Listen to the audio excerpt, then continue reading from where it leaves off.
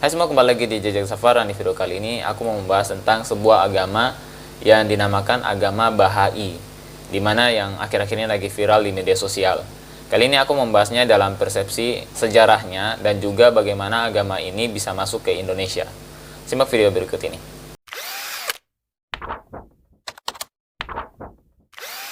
Agama ini masuk Indonesia dibawa oleh saudagar dari Persia dan Turki yang bernama Jamal Effendi dan Mustafa Rumi melalui Sulawesi pada tahun 1878 silam.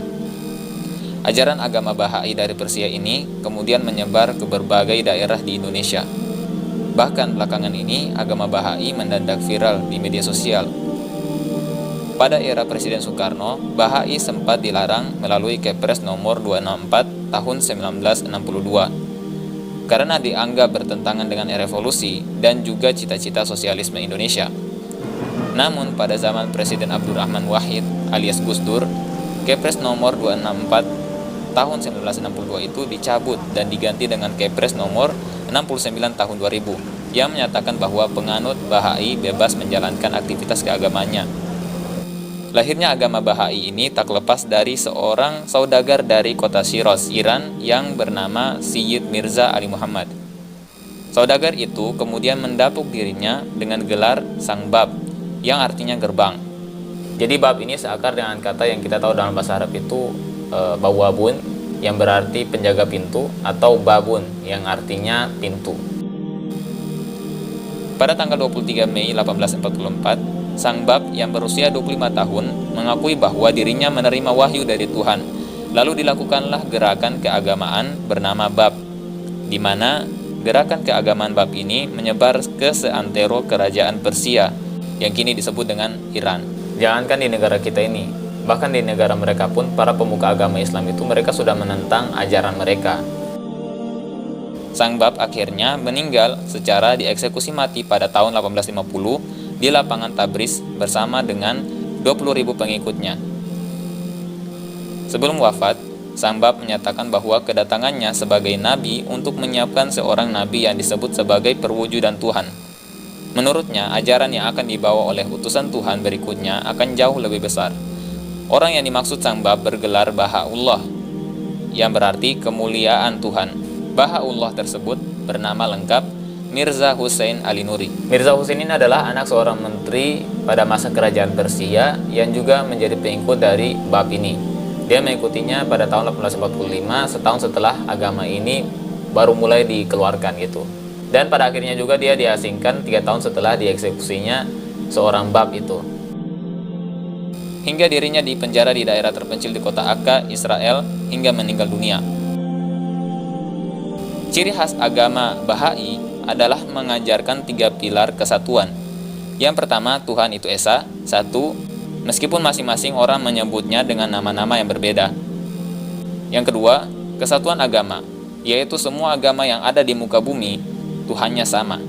Dan yang ketiga, kesatuan kemanusiaan. Bahai memandang agama terpadu satu sama lain, berkemajuan sesuai dengan perkembangan zaman. Ajaran Bahai meyakini Tuhan Maha Esa, Maha Tahu, Maha Kuasa, tidak dapat binasa, tanpa awal dan akhir, dan merupakan pencipta segala alam semesta. Walaupun ada beberapa hal yang ada dalam konsep ketuhanan mereka itu yang mirip dengan agama Islam, tapi ada beberapa juga yang memang tidak mirip dengan agama Islam. Sebuah bangunan tua peninggalan Belanda di kawasan Gambir, Jakarta Pusat menjadi kantor pusat agama Bahai di Indonesia.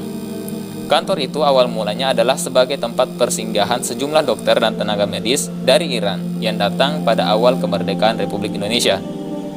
Pada saat itu tim medis asal Iran datang untuk membantu memberikan layanan ke berbagai pelosok negeri sekitar tahun 1950. Dan para relawan tenaga medis dari Iran itu menganut agama Bahai. Berbicara tentang kesesatannya atau apa, silakan kembali kepada pendapat kalian masing-masing. Tapi bagiku pribadi, agama ini hampir mirip sih, atau sedikit mirip dengan ajaran Syiah.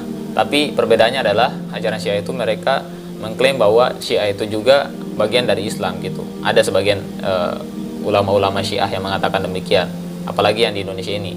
Tapi perbedaannya dengan agama Bahai ini, itu aku belum dengar sampai saat ini ada yang mengatakan bahwa agama Bahai ini merupakan prototipe atau agama yang memang merupakan sebuah upgrade dari agama Islam.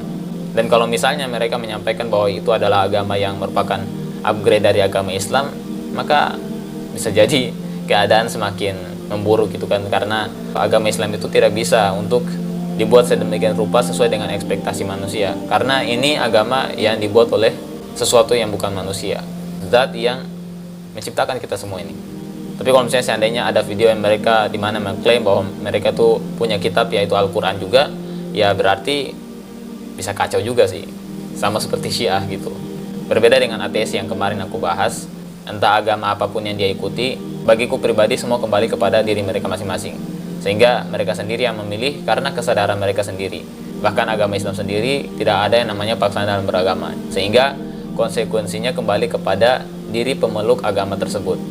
Kalau misalnya kejadiannya di alam akhirat atau di alam sana seperti apa, ya tinggal tanggung jawab sendiri gitu kan, karena kita sendiri yang memeluk agama kita, yang meyakini bahwa ajaran kita lebih benar. Dan bagiku itu sah-sah saja gitu, karena memang kita yang menyadari dan kita yang mempelajari. Ya, itu saja dari Jejak Safar. Sampai jumpa di video berikutnya. Barakallahu fikum.